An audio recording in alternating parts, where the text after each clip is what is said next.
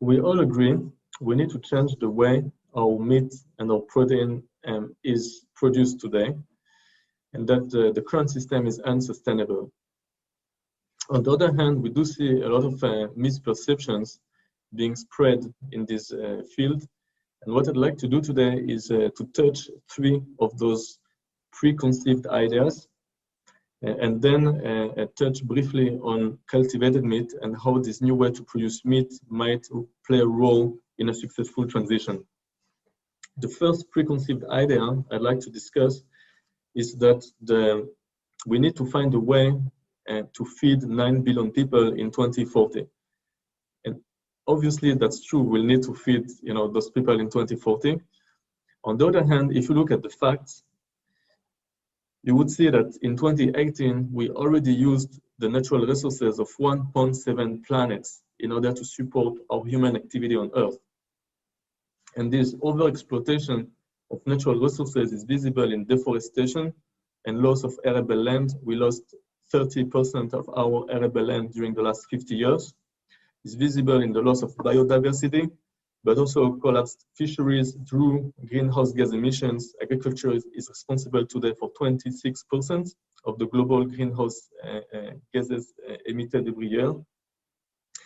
That also causes economic damage, massive dislocation, and loss of fresh water sources. Agriculture today is using 70% of the global fresh water at our disposal on Earth.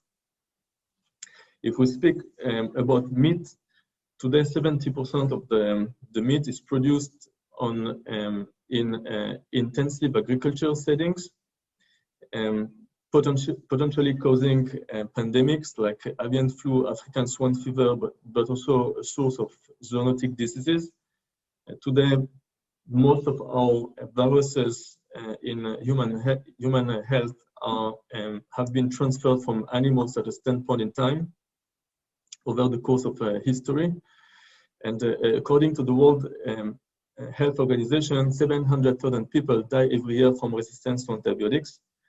The massive use of antibiotics at those concentrated farming operations is a major driver for those bacteria to mutate and to develop resistances, to become superbugs. And we need to find a way to reduce and stop using antibiotics for meat production. On top of that, 700 million people fall sick every year from contaminated food. And in the US alone, 22% of the Americans dying every year from foodborne illnesses die from eating meat. So it's a relatively contaminated product. And that's why there are some strict requirements in terms of cooking the meat and the temperature to reach in the center of the steak you cook before you eat it.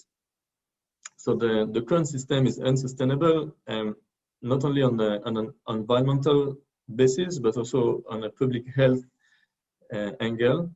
And it's true that according to the World Resources Institute, the global food production will have to increase by 50% by 2050.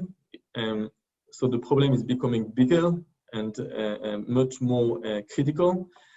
But my first point is that there is an urgency for changing the way we manage our resources and produce our proteins, especially as far as intensive farming and concentrated operations are concerned. So we need to act today and not wait until 2040. We're not talking about solving a future problem. We're not talking about solving a problem in 2040. We're talking about solving a significant issue impacting our day-to-day activity today. And we don't have time to react and to implement new solutions. The second preconceived idea I wanted to share is that the solution to the protein transition is to produce new food or new proteins in a more resource efficient way. And that's of course true again, but that's not 100% accurate. I wouldn't eat this food for lunch, and I believe you wouldn't neither. The purpose of the players involved in this protein transition should not be just to find new ways to produce efficient food. Food is not a functional product intended to fuel the body. Food is about culture. Food is a highly emotional product which is loaded with a lot of social, historical, even religious content. So finding just a technical solution is not enough. We need to make sure that the solutions we promote meet the consumer expectations and would be incorporated into the diet of day-to-day consumers, that we connect with the local food cultures and work hand in hand with the consumers to make sure we implement the right solutions. The good news about consumer acceptance is that if until 5-10 years, consumers were primarily motivated by price, convenience, and taste for making purchasing decisions, we've seen in the last decade the progressive emergence of additional motivators for food purchase. A recent market survey published by Chris Bryant in Foods in 2020 shows that in Germany, between 70 and 75% of the consumers do see animal welfare, environment, and health concerns strong motivators to switch to new protein solutions, such as cultivated meat. And if we see the recent attraction for plant-based meat analogs like the Beyond and the Impossible burgers, which originally were not as good as meat, the taste was not there, and it was expensive, it was not convenient to purchase them neither, they were not available everywhere. We do see a practical demonstration that consumers today are actively looking for better solutions for their protein. So yes, price, taste, convenience remain important, but there is today an opportunity for better solutions, even if initially they're not as good as. The consumers are willing to eat food which is better for them, better for the planet. In the UK, for instance, 3/4 of the respondents of a recent survey mentioned that they were fine with incorporating in restaurants ugly fruits and vegetables, or fruits and vegetables which would be otherwise thrown away on their plate, in order to contribute to reduce waste, which is striking, and I believe that it's a relatively new development in the market. That was probably not the case 10 or 20 years ago. So my second point is that food is about culture, and we need here, of course, the innovation part, but we have to make sure that we manage the consumer expectations. Innovation is helpful when it serves humans. Humans are not inclined to serve innovation. On the other hand, we do see an evolution in the market today, and more awareness about the food impact on environment and health, and the willingness of many consumers to incorporate new solutions. My third misperception, the third point I'd like to discuss is that we hear many times that the protein transition is an issue by itself. Actually, meat production is not operating in a vacuum. It's closely imbricated with food security, nutrition, health, and other issues. We really need to develop an inclusive approach. For instance, you can see here that 46% of the global harvest of the crops produced every year are used for animal feed. So the animal production activities are not a standalone activity. They are part of a much wider system, part of an ecosystem, a fragile and complex ecosystem. And we have to make sure that when we talk, for instance, about the carbon neutrality transition, we've seen in Europe the very ambitious Green Deal published in November 2019, and the Farm to Fork and Biodiversity Strategies, published by the European Commission in May 2020. We have to look at agriculture and protein as one integrated issue. Today, the protein and the meat is a cornerstone of a new system and the transition.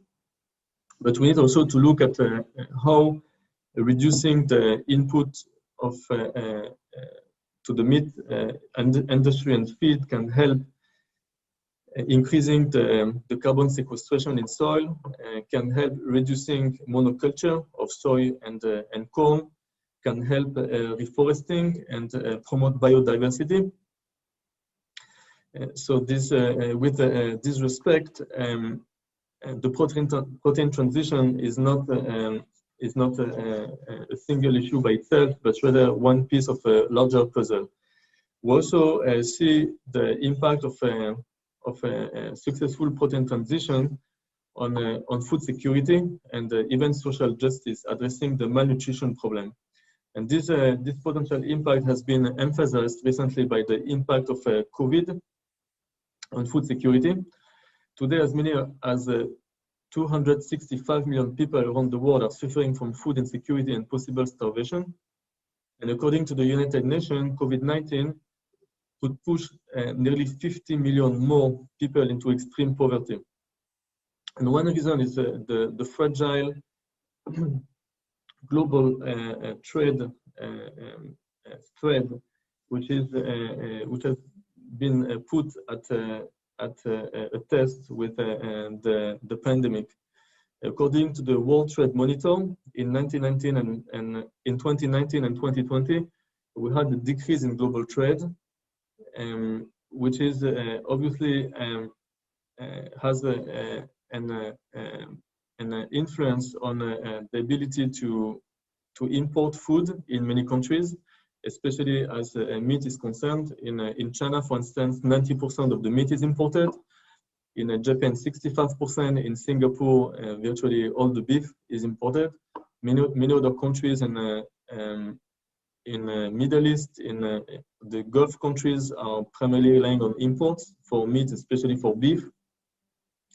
In 2017, the Chatham House have identified the major choke points and vulnerabilities in global food trade, and those choke points are representing significant risks for food security moving forward. So, a disruption in this supply or in the production of meat can also cause significant food security issues, can improve malnutrition, and can amplify poverty issues in the developing world and in some other developed countries, but without the ability to produce the meat locally. So we need to rethink our protein transition in the light of food security, moving from efficiency to resilience. And my third argument is that just protein transition should be part of a wider view, including agriculture and farmers, but also biodiversity and food security issues, geopolitics, and last but not least, social justice and malnutrition. And so in order to succeed in this protein transition, we need to implement a combination of education, regenerative agriculture, and new consumer-centered solutions. We're talking here about plant-based, about single-cell proteins probably, but also a new way to produce meat, which is cultivated meat. And I'd like to elaborate a little bit on what cell-cultured or cultivated meat is and how it could be one of the possible solutions. And cultivated meat is about growing a muscle tissue, which is a meat outside of an animal, from cells which are isolated from a healthy cattle. The idea relies on the fact that the cow's body, same as our own human bodies, do renew themselves every few months. Our cells die and are born all the time, Thus, we need to regenerate and to repair our tissues 24/7. And there are some cells which know how to make new tissues, like muscle tissues, to replace old ones in nature. We found a way to isolate the cells and to transfer them into a controlled environment, which replicates the same environment as inside the animal, so that the cells continue to proliferate and to make muscle tissue, same as they would on the inside, but on the outside under controlled conditions. That way, with a few cells, we can produce meat and more meat, in theory, an almost infinite amount of meat, without the need for every time farming the whole animal and slaughtering it. The whole process takes 3 to 4 weeks instead of 2 to 3 years for a cattle, for a cow, to get to a slaughter age. And it uses a fraction of the resources, just the resources required to make the meat.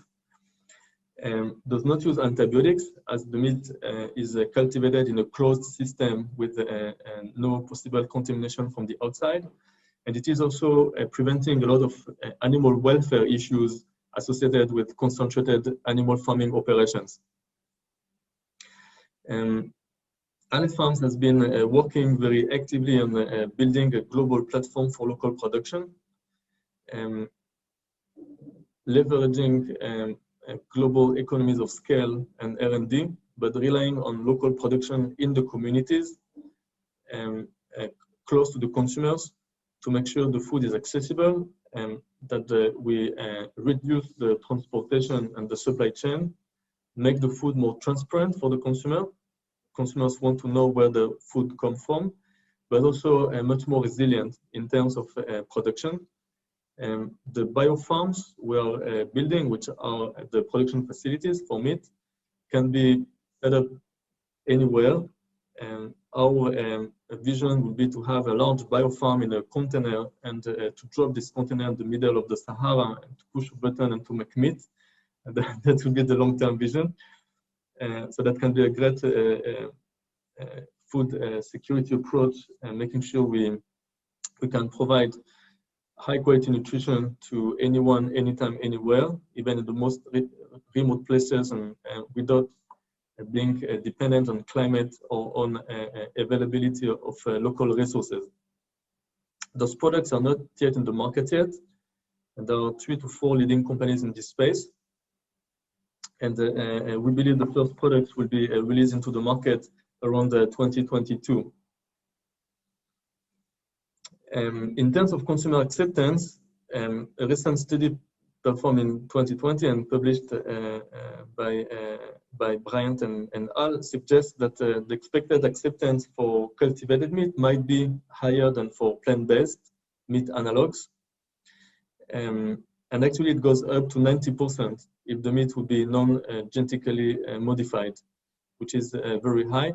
And here we do see a significant difference between plant-based and cultivated meat. Plant-based is about replacing meat with plants and processing them to make them feel, taste, look as much as possible as meat. Cultivated meat is about sticking to meat, keeping the product itself, and changing the production process. So we believe cultivated meat can provide a higher level of nutritional quality, including the quality of the proteins found in meat, which is higher than the proteins found in most of the plants, maybe with the exception of soy, but also provide all the vitamins A, D, B3, B6, B12, which are associated with meat, iron, which in animal sources is up to 5 times more absorbable and available than the iron found in plants. The sensory properties should also be of a high level, as we can definitely provide all the biochemistry and the molecular composition of the meat we know, in terms not only of fat, which we can make less saturated, but also in terms of volatile compound and free amino acids, Maillard reaction.